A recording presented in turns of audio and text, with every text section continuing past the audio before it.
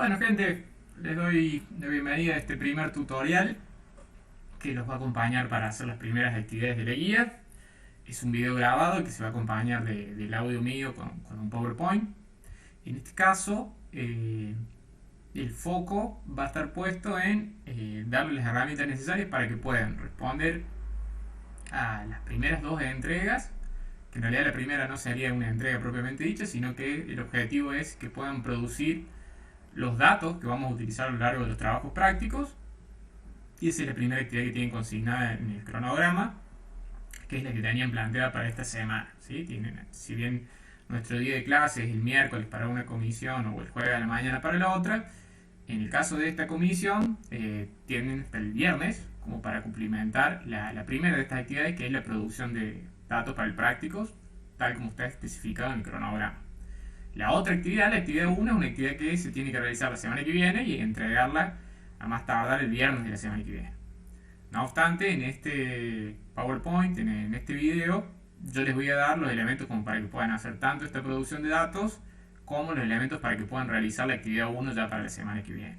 En este sentido, abajo les he puesto las fechas, digamos como que es un material de apoyo que les serviría para las entregas de estas dos semanas, del 13 al 17 y del 20 al 24. Lo que ustedes tienen como primer indicación en el cronograma, bueno, era que conformaran los grupos y que pudieran informarnos cómo estaban constituidos esos grupos a través del formulario, que hay un link que les hemos subido, para que a nosotros nos llegue esa información de cuáles son los grupos que forman parte de cada una de las comisiones. Una vez que hayan hecho eso, que sé que muchos están con eso ahí pidiendo compañeros o compañeras de grupo en los foros, una vez que hayan hecho eso, ya es como grupo que pueden empezar a hacer las actividades de la guía. En ese sentido, para esta semana, del 13 al 17 de abril, como les decía, la actividad consiste en realizar una base de datos. Y ahí está el concepto central, digamos, de esta parte, que es entender qué es una base de datos. Yo ahora les voy a mostrar cómo es una base de datos. Y para poder generar esa base de datos, lo primero que hay que hacer es obtener los datos. Y para obtener los datos, lo que hay que hacer es que las personas nos respondan a un cuestionario para poder tener toda esa información de esas respuestas en una base de datos. La tarea que les habíamos pedido para esta semana era que simplemente pudieran reenviar este link que está acá abajo, que es la dirección donde está el cuestionario, donde tiene varias preguntas, para que con esa información nosotros podamos elaborar una base de datos para proveérselas a ustedes y a lo largo del año ir haciendo análisis con esa base de datos. Lo que les habíamos pedido era que por cada integrante que tuviera el grupo pudieran pedirle a alguien que respondiera el cuestionario. Entonces la idea era que por cada persona se pudieran obtener 4 cuestionarios. Entonces si el grupo son 5 personas, la idea era que el grupo pudiera generar 20 cuestionarios, ¿sí? El único requisito para responder el cuestionario que habíamos pedido era que las personas tuvieran entre 18 y 35 años. La idea es simplemente a través del mail o de WhatsApp o el medio que ustedes quieran, es reenviar este formulario y que las personas le respondieran. Eso es todo lo que había que hacer para esta semana, del 13 al 17. Sí, había que asegurarse lo mejor que la persona que respondiera en la primera pregunta del cuestionario, que ahora lo vamos a ver en detalle, se lo voy a explicar, pudiera poner cuál era el número de documento, no de quien está respondiendo, sino de quien le envió el link. Entonces, en ese sentido, nosotros podíamos verificar que cada uno de los integrantes del grupo hubiera logrado obtener los 4 cuestionarios, ¿sí? Entonces, es una buena forma de que la persona que responde consigne el DNI de quien le envió el link, del alumno que esté interesado en conseguir esos 4 casos, y esa era una manera nuestra de verificarlo. En ese sentido, era la única actividad que tenían para esta semana. Solo era hacer completar el cuestionario.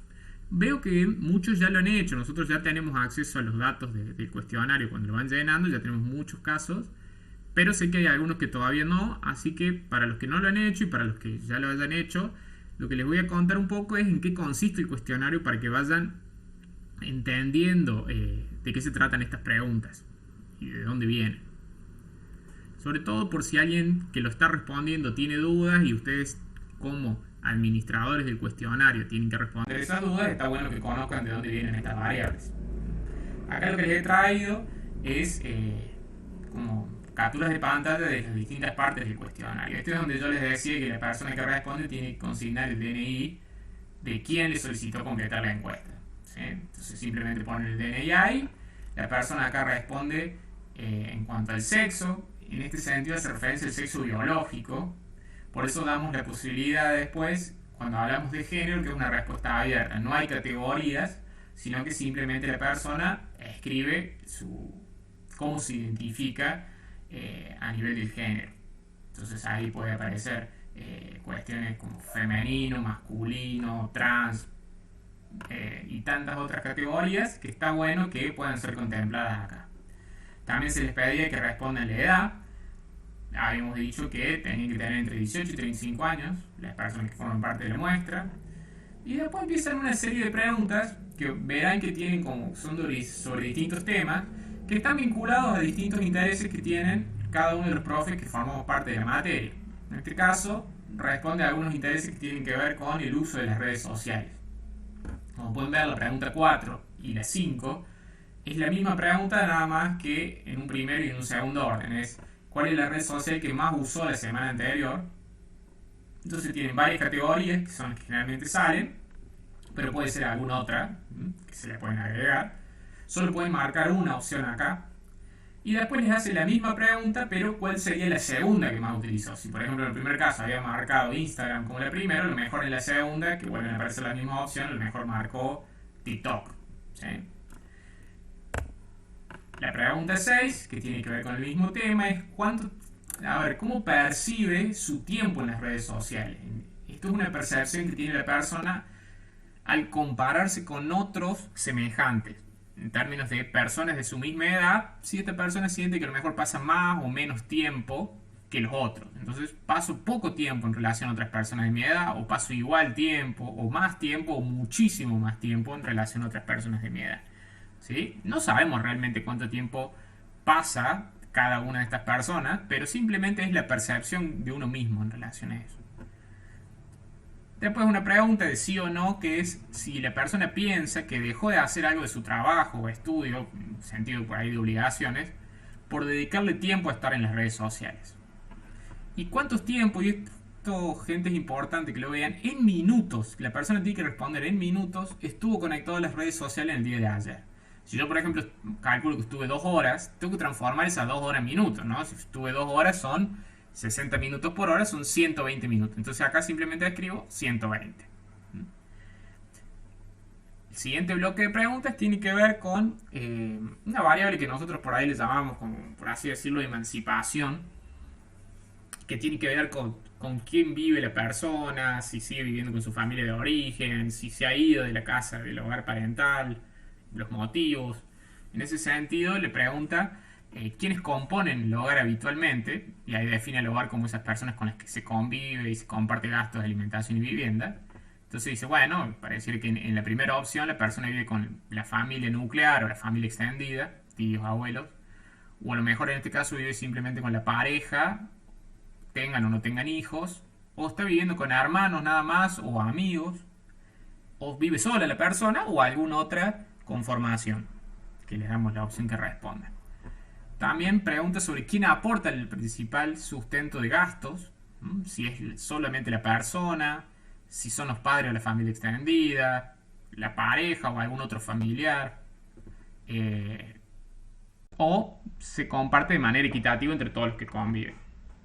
¿Sí? Fíjense que la pregunta es, más allá de que pueden aportar varios, es de los varios que aportan, ¿quién podría decir uno que sería la parte principal? Digamos, supongamos que aporta tanto la misma persona como el padre, y aportan mucho. Bueno, es jugársela y decir, bueno, si bien si aportamos exactamente igual, bueno, será equitativa. Pero si uno puede aportar un poco más que el otro, bueno, elegir cuál es ese que aporta un poco más. Por eso pregunta sobre la parte principal.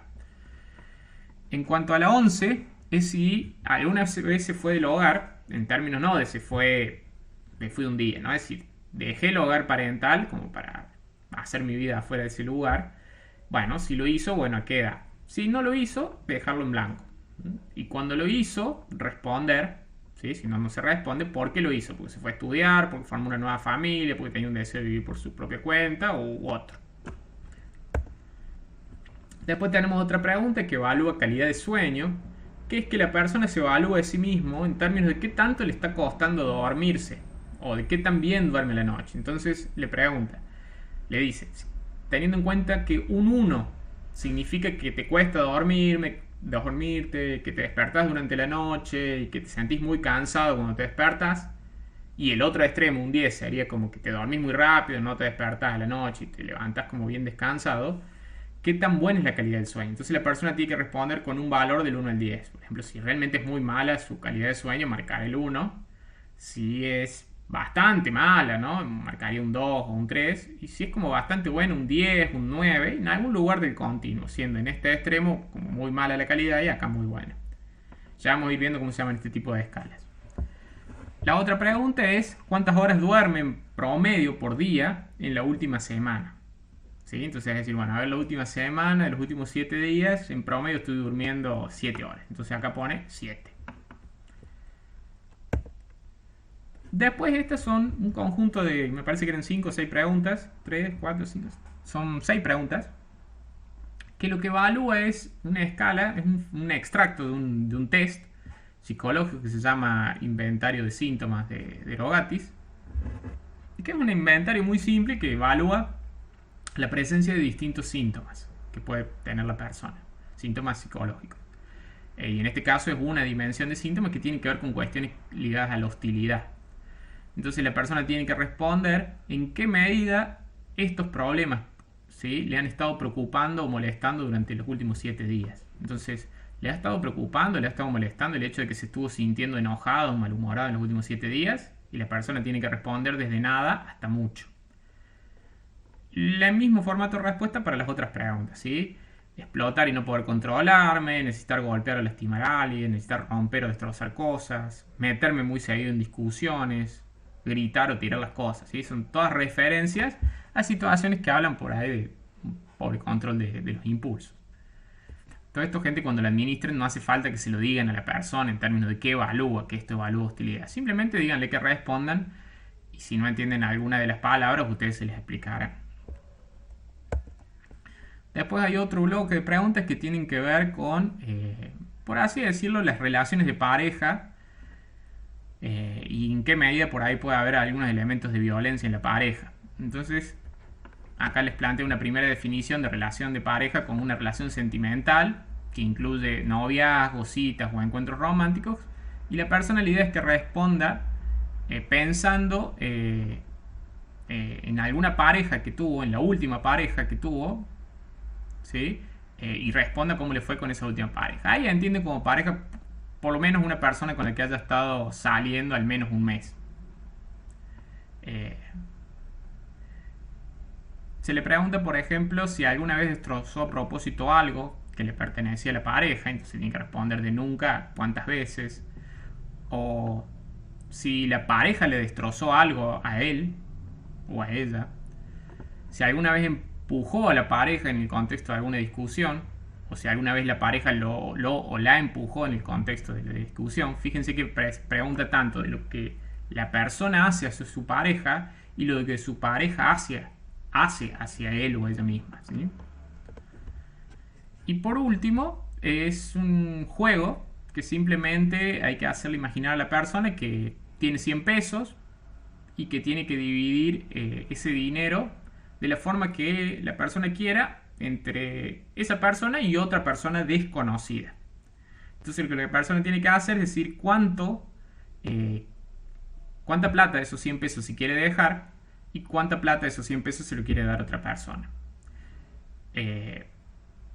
La otra persona no va a influir en tu decisión, ¿sí? Y va a recibir el dinero, si es que le da algo de dinero, sin saber quién se lo entregó. Entonces, teniendo en cuenta ese encuadre, hay que decir cuánto dinero de esos 100 pesos se lo quiere dar a la otra persona. Entonces ahí simplemente se consigna un valor que va desde 0 hasta 100.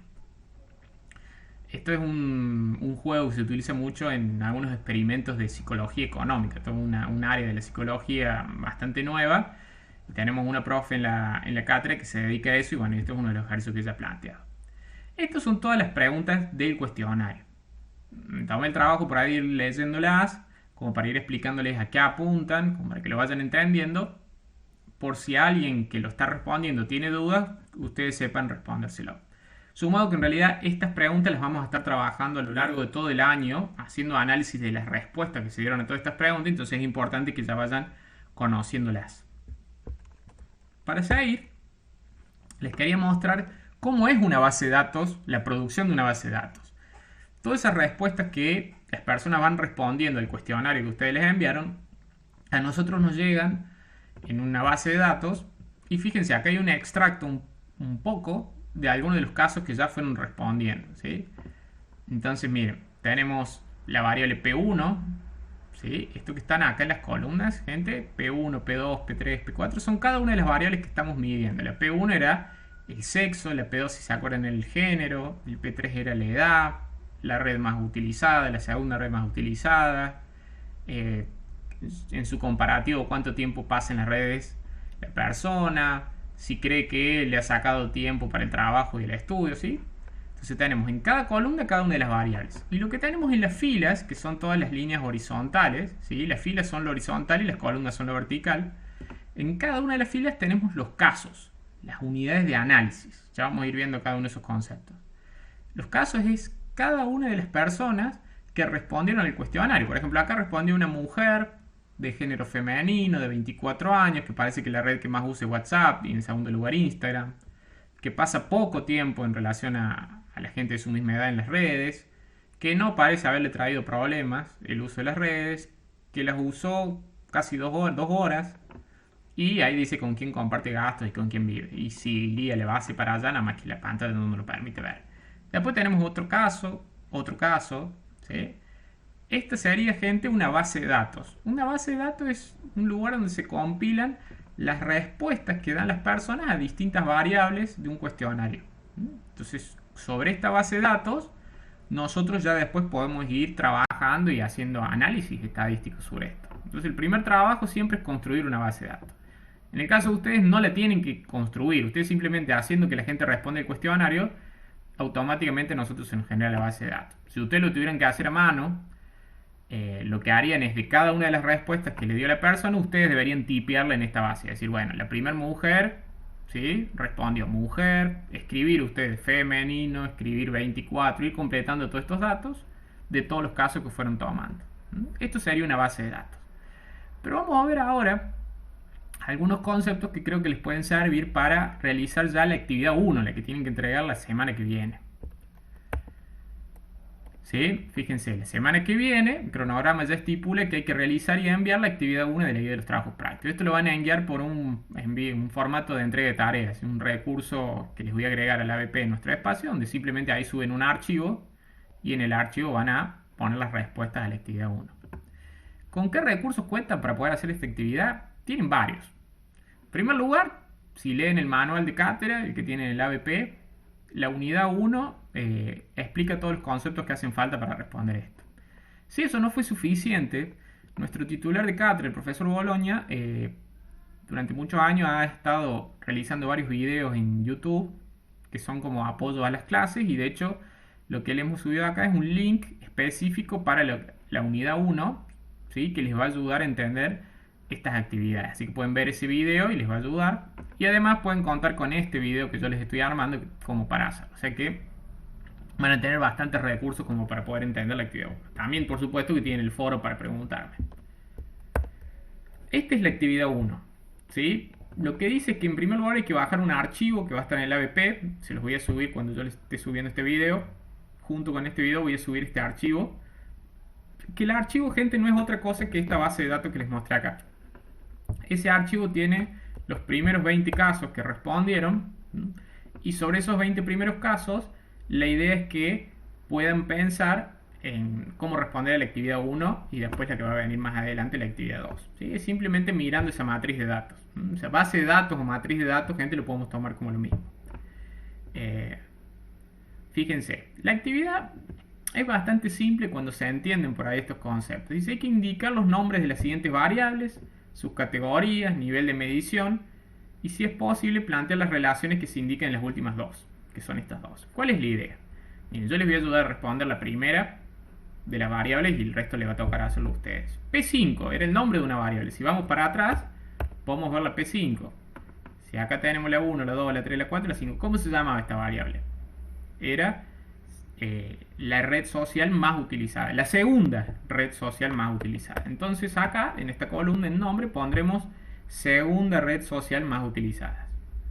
En cuanto a categorías, tiene que ver con las categorías de respuestas, ¿sí? Esto tiene que ver con si nuestra variable es la P5, que es red social, segunda red social más utilizada, ¿cuáles son las posibles respuestas que podrían dar las personas? Eso es categoría, posibles respuestas a cada una de esas variables. Si vamos para atrás, tenemos la P5, que era la misma que la P4, las categorías y son estas. ¿Cuáles son todas las categorías posibles? Instagram, Facebook, Twitter, LinkedIn, ¿sí? Todas estas serían posibles categorías de respuestas. Entonces, eso sería lo que uno contestaría acá en categorías, ¿sí? Todas las posibles categorías de respuesta para la variable P5. Y acá es donde nos metemos con algunos conceptos que les voy a explicar ahora que tienen que ver con nivel de medición de la variable y con algunos juicios que se pueden hacer con las categorías de respuesta. Antes de explicarles lo que iría acá, vamos a ver estos conceptos de nivel de medición como para que se entienda. Gente, esto va a ser como, no es un reemplazo del teórico, es simplemente algunas puntualizaciones teóricas que creo que son importantes que manejen. No se acostumbren a que siempre va a haber un teórico sobre cada tema que demos, porque en realidad eso lo van a tener con el profesor titular y adjunto, pero en este caso, como para empezar, sí me voy a tomar el atrevimiento de explicarles un poquito. Bueno, ahí tenemos nuestra base de datos y quiero que vean estos conceptos: unidad de análisis, variable y categoría. Si hablamos de unidad de análisis, fíjense la definición que tenemos: entes cuyos aspectos o características se comparan. Es básicamente en quién o en qué vamos a ir a evaluar algo, ¿sí? En dónde vamos a hacer foco para tratar de evaluar alguna variable, ¿sí? Entonces, ¿cuáles pueden ser posibles unidades de análisis? Y bueno, pueden ser personas, como en el caso del cuestionario que ustedes están administrando. En el caso de la investigación que estamos empezando con ustedes, al enviárselo a distintas personas, la unidad de análisis son personas. Pero también podría ser que la unidad de análisis sean escuelas, o la unidad de análisis puede ser familias, o la unidad de análisis pueden ser países u hospitales. Si son personas, bueno, son las variables que van a responder esta unidad de análisis, son cada una de las preguntas del cuestionario. Pero podrían ser escuelas, entonces la variable podría ser a lo mejor si es público o privada. Entonces tenemos todas las escuelas de la provincia de Córdoba y podemos evaluarlas en una variable que es ver si esa escuela es una escuela de gestión pública o una escuela de gestión privada. En ese caso, la unidad de análisis no es la persona que están adentro no son las personas que están adentro de la escuela, es la escuela o la familia o un país. Entonces podemos poner, por ejemplo, países de Latinoamérica cuyas variables que queremos evaluar son, por ejemplo, cantidad el número poblacional y el PBI. Entonces van a variar cada una de ellas en relación a cada una de las unidades de análisis que serían cada uno de los países. Entonces, no confundir unidad de análisis con variable. Unidad de análisis es en dónde o en quién yo voy a ir a evaluar algo, ¿sí? Y eso que voy a ir a evaluar son las variables. Son justamente esas características de las unidades de análisis, ¿sí?, que yo quiero conocer, que pueden asumir diferentes valores. Justamente tiene la característica de variar. Si yo, por ejemplo, de la unidad de análisis personas quiero evaluar, por ejemplo, el estado civil, la variable va a ser estado civil y las categorías de esa variable, ¿cuál pueden ser? Soltero, casado, separado, ¿sí?, viudo. Esas serían las categorías que puede asumir la variable. Los valores que puede asumir una variable son las categorías. Vamos a verlo como un ejemplo. Eso no debería haber aparecido ya, pero bueno, supongamos que tenemos esta frase: Carlos tiene 21 años. ¿Cuál sería en este caso la unidad de análisis? ¿Cuál sería en este caso la variable? ¿Y cuál sería en este caso la categoría? ¿Qué se les ocurre? A ver, piénsenlo y ya se los muestro. Fíjense, Carlos sería la unidad de análisis. En este caso las unidades de análisis están siendo personas. La variable es la edad, en este caso los años. Y el valor que está asumiendo la variable en este caso particular es 21. Entonces acá tenemos, como unidad de análisis son las personas, como variable están siendo los años o la edad, y las categorías pueden ser varias, ¿sí? Fíjense, las categorías pueden ser valores que van desde el 1 al 120, porque son todos los valores posibles que puede asumir la variable. Suponiendo que la persona más longeva del mundo puede vivir hasta 120 años. ¿Sí? Podríamos ponerlo del 1 a 140 por las dudas. ¿Se entiende? De 1 incluso podríamos poner desde un mes, ¿sí? Desde 0 años, pensando en los meses, hasta 120 años. ¿Mm? La variable que estamos viendo, como les dije, es la edad y la unidad de análisis es el individuo. Vamos con otro ejemplo. El IPEM 365 tiene un alto índice de violencia escolar. ¿Cuál sería la unidad de análisis acá? El IPEM. ¿Sí? La variable que estamos evaluando es violencia escolar y en este caso el valor que asume la categoría es alto. Entonces, ¿en quién estoy evaluando? En el IPEM 365. ¿Qué estoy evaluando? La variable que sería el nivel de violencia escolar. ¿Sí? ¿Y cuáles son los valores posibles de la variable? Fíjense, alto, medio o bajo. ¿Sí? Entonces, en este caso, esta unidad de análisis tiene como valor alto. ¿Se entienden esas tres diferencias? Unidad de análisis, valor y variable. Es muy importante que puedan separar eso. Ya lo vamos a ir viendo. Acá hay un ejemplo más. Por ejemplo, Elena obtuvo un puntaje de 18 en una escala que evalúa desesperanza. Esto es un test.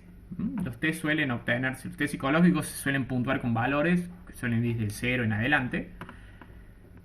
Y en este caso es un test que evalúa desesperanza. Desesperanza es un constructo que es bastante relevante en la clínica porque lo que evalúa es el nivel de expectativa de cambio que puede llegar a tener la persona de una situación. Entonces, en la medida en que la persona crea que a lo mejor una situación muy negativa que le está ocurriendo no va a cambiar y va a seguir estando, puede empezar a instaurarse lo que se llama la desesperanza. Lo cual es un gran predictor, la desesperanza, de si la situación es muy grave. La desesperanza es un gran predictor de la ideación suicida. Entonces es muy, muy relevante evaluarla tempranamente. Y existen test para eso. En este caso, si se lo administráramos a Elena y obtiene un puntaje de 18, tendríamos que ver, bueno, cuál sería la unidad de análisis, cuál sería la variable y cuál sería la categoría. Fíjense, la unidad de análisis es Elena, en este caso son las personas. La variable que estamos evaluando es nivel de desesperanza, puntaje en un test de desesperanza. Y el valor que en este caso esta unidad de análisis obtuvo es de 18. Fíjense, unidad de análisis es el individuo, todos los individuos posibles, en este caso Elena. Las categorías son números que van del 1 al 60, por lo visto en el test el valor mínimo que uno puede obtener es un punto y el máximo es 60. Y la variable que estamos midiendo es desesperanza. Bueno, podríamos ir así, no sé para qué puse tantos ejemplos. Pero por ejemplo, Elena obtuvo un puntaje de 3 puntos en el ítem 4, o sea, en la pregunta 4 de la escala de desesperanza. O sea, por lo visto la escala tiene, supónganse, 20 preguntas. Y en la pregunta número 4 la persona respondió con un valor de 3. ¿Sí? Algo así, ¿se acuerdan con ese de la calidad de sueño del 1 al 10? Bueno, en este caso parece que también tenía un valor posible. Otra vez Elena sería la unidad de análisis. La variable que estamos midiendo ya no es desesperanza, sino el puntaje que obtuvo en el ítem 4. Y el puntaje que obtuvo en este caso, la categoría, el valor es 3. ¿Sí? Fíjense, la variable en este caso es el ítem 4. Y los números pueden ser valores que van del 1 al 7, o por lo visto en ese ítem las personas pueden responder con números desde el 1 al 7. ¿Sí? Bueno, eso es como para entender esos tres primeros conceptos. Cuando hablamos de las categorías de la variable, así como les decía, qué sé yo, estado civil, las categorías serían soltero, separado, viudo, ¿sí? Tienen que cumplir con dos requisitos o dos propiedades. Una se llama la exclusión mutua y la otra la exhaustividad. Les voy a mostrar unos ejemplos como para que se entienda. Fíjense, acá hay unas variables y sus categorías y van a ver que tienen problemas, que están mal hechas. A ver si se dan cuenta. Fíjense, en tipo de escuela. Tipo de escuela, supongamos que a ustedes les toca en un cuestionario responder a qué tipo de escuela asistieron en la secundaria. Y solamente pueden marcar una opción. ¿Cuál marcan acá? Mírenlo bien. Supongamos que yo me encontrara con que fui a una escuela que estaba en medio de la ciudad y que era una escuela privada. ¿Qué marco? ¿Urbana o privada? Porque son las dos cosas. La escuela estaba en el centro, o sea que en ese sentido una escuela urbana, y también era privada. ¿Cuál de las dos marco? Bueno, marco urbana. En ese sentido acá hay un problema, porque no hay exclusión mutua. ¿Qué quiere decir? Que si yo marco una categoría, ¿sí?, tengo que estar al mismo tiempo excluyendo las otras. ¿Por qué? Porque una escuela urbana puede ser al mismo tiempo privada o pública. O incluso puede ser urbana, privada y religiosa. Acá no se está cumpliendo con el requisito de la exclusión mutua, porque yo al marcar una, es como que estoy incluyendo alguna de las otras categorías. Entonces, acá el problema es que yo estoy queriendo en una sola pregunta evaluar tres cosas. ¿Dónde está ubicada la escuela, que sería rural o urbana? ¿Qué tipo de gestión en términos de financiación tiene? ¿Y qué orientación, si es laica o religiosa? Entonces acá habría tres preguntas y yo lo que estoy tratando es en una tratar de juntarlo, lo cual generó ese error. Exclusión mutua es cada categoría debe excluir a las demás. Cada persona tiene que poder identificarse con una categoría y no con dos. Por ejemplo, supongamos que ponemos el nivel socioeconómico y una de las categorías es bajo, la otra es bajo guión medio alto y la tercera es alto, y ahí hay un problema porque la categoría bajo, bajo, medio, alto y no es muy clara, entonces a lo mejor una puede estar superponiéndose con la otra. Ese es el requisito de la exclusión mutua. Y el otro es la exhaustividad, es decir, que estén todas las categorías posibles. Veamos las otras posibilidades. Ocupación. Acá tiene varios problemas. ¿Por qué? Porque yo a lo mejor puedo ser empleado y también ser un profesional. En este caso, por ejemplo, si yo como docente soy empleado de la universidad, pero también soy un profesional independiente porque hago práctica, ejercicio profesional de la profesión, vaya redundancia, ¿sí? Ejerzo como psicólogo clínico. Entonces, ¿cuál marco yo? ¿Sí? Entonces ahí tengo un problema con la exclusión mutua. Pero también hay un problema con la exhaustividad. ¿Qué pasa si yo no soy empleado, no soy un comerciante y no soy un profesional? Por ejemplo, soy un estudiante. No estoy acá, no aparezco. En ese sentido, no estoy siendo exhaustivo con las categorías. Tengo que poder darle todo el abanico de posibilidades para que la persona se ubique en una categoría. Si eso no pasa, la persona probablemente te responda y ponga empleado, pero ese es un dato suyo, es un dato que está mal puesto. Si uno no conoce todas las posibles categorías, siempre es mejor poner una categoría que diga otro y que la persona especifique. Pero siempre darle la posibilidad de que se ubique en una categoría, aunque sea en otro. Lo mismo, situación conyugal actual. ¿Qué pasaría si la persona, tenemos soltero, casado o viudo? ¿Sí? ¿Qué pasaría si la persona actualmente se identifica con, por ejemplo, separado o divorciado? ¿Sí? Que sería soltero o soltera. Pero a lo mejor la persona dice, no me identifico como soltero, sino como separado. Bueno, eso o hay que explicarlo en el título o hay que ponerle algo porque si no sería un problema. Entonces, dos requisitos que tienen que tener las propiedades, dos propiedades que tienen que tener las categorías. Entonces piensen, estas son las categorías, lo que está acá, y esto que está acá arriba serían las variables. ¿Sí? Cada variable está conformada por varias categorías. Y vamos con el concepto central que les va a permitir responder a la actividad 1, que tiene que ver con los niveles de medición de las variables. Esto, gente, es un tema central de la materia. Se los evalúa siempre en el parcial con esto, siempre pregunto que tienen que ver con niveles de medición, porque atraviesa todas las otras unidades. Y encima lo ven también en segundo año, en la materia técnica psicométrica se vuelve a ver niveles de medición. Entonces esto es muy bueno que lo dominen ahora, que lo aprendan ahora, para que ya no se convierta en un obstáculo a lo largo de todo el año y del año siguiente. Niveles de medición tienen que ver con que las distintas variables con las que uno puede trabajar son susceptibles de medirse de distinta manera. Vamos a ir viendo cada uno de los niveles de medición para que entiendan cuál es la lógica de cada uno. Si acá tenemos una variable que es tipo de psicoterapia, que por ejemplo ofrece un determinado profesional, si la unidad de análisis son los psicólogos y las psicólogas de Córdoba, podemos preguntarle a la variable qué tipo de psicoterapia ofrece. Entonces, mejor responden desde qué marco teórico ofrecen la psicoterapia.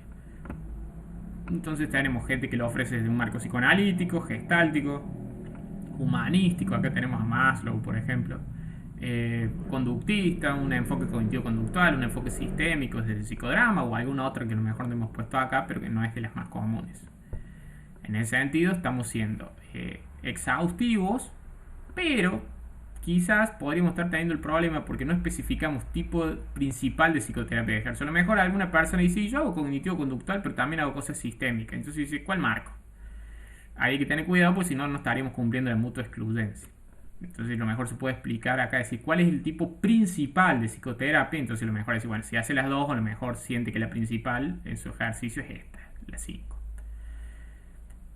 O también podemos preguntarle qué tipo de tratamiento hace en términos de si, más allá del enfoque, si es grupal, individual o familiar. O podemos tener otras variables, por ejemplo, ya lo van a ver en niñez, por ejemplo, algo que se llama el apego, que establecen los infantes con sus madres, tiene distintas características, que puede ser seguro o inseguro y ambivalente, o inseguro evitativo o desorganizado. Y esto se puede evaluar observándolo al vínculo de la interacción entre la madre y su hijo, su hija, y uno puede ver qué tipo de apego están estableciendo, y lo cual es un gran predictor a lo largo del desarrollo de muchas cosas.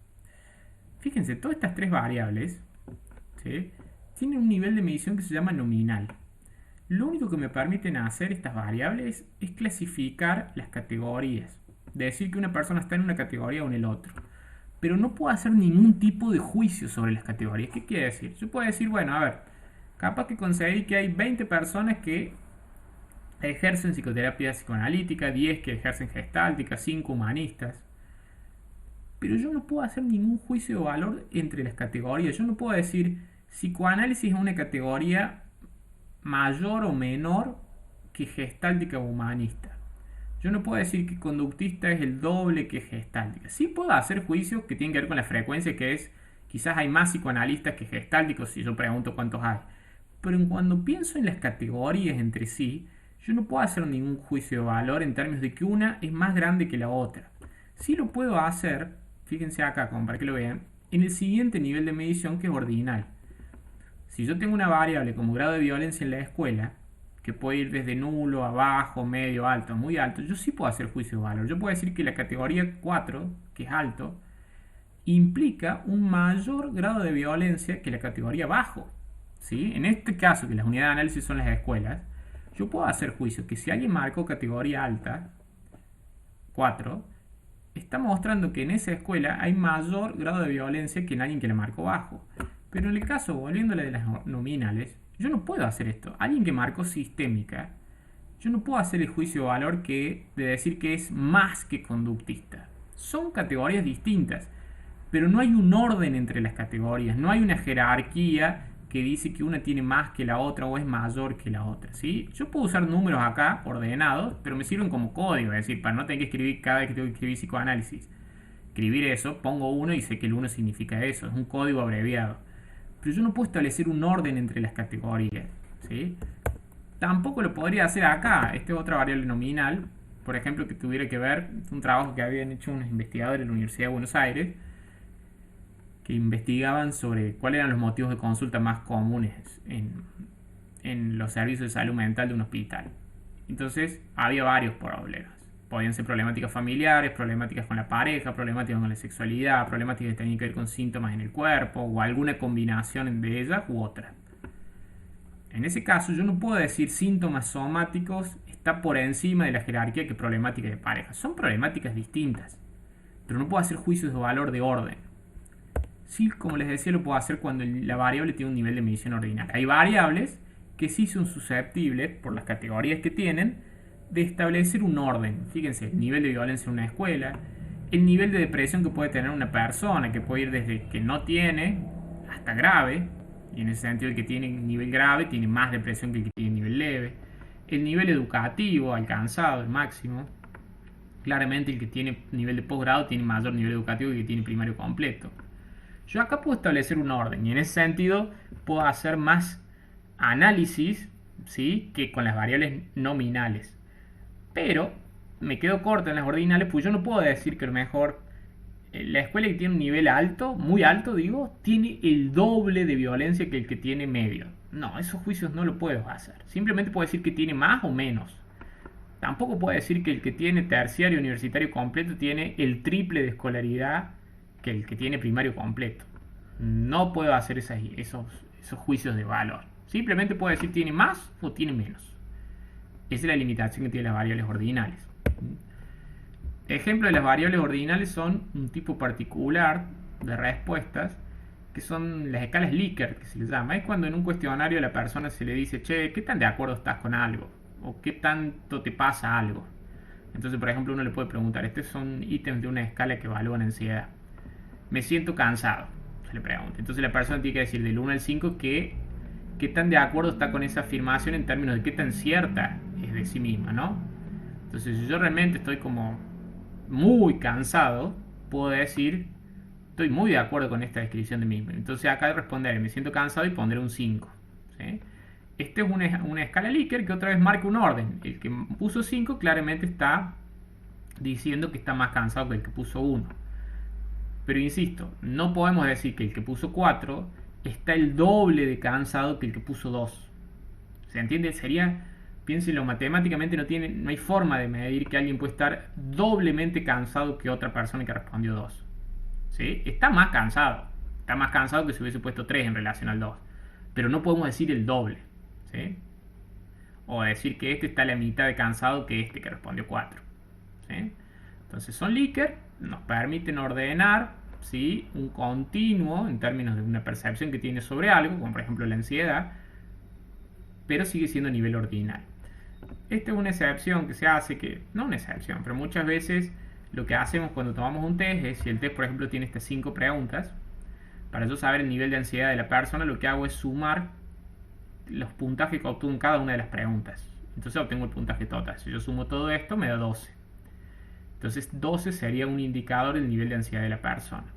Muchas veces hacemos eso para tratar a las variables que empiezan siendo ordinales tipo Likert, para tratar de ver si las podemos llevar a un nivel intervalar de medición, que es el que sigue. A veces podemos y a veces no. Estos son los dos últimos niveles de mediciones. Son los que por ahí permiten hacer como más juicios de valor y que nos permiten hacer análisis cada vez más complejos. El nivel intervalar de medición, ejemplos de ellos son, por ejemplo, los puntajes que una persona obtiene en un test. Por ejemplo, ese desesperanza que habíamos dicho. Si una persona obtiene 60 puntos en un test de desesperanza, esos 60, esa escala del 1 al 60 o de 0 a 60, tiene un nivel de medición intervalar.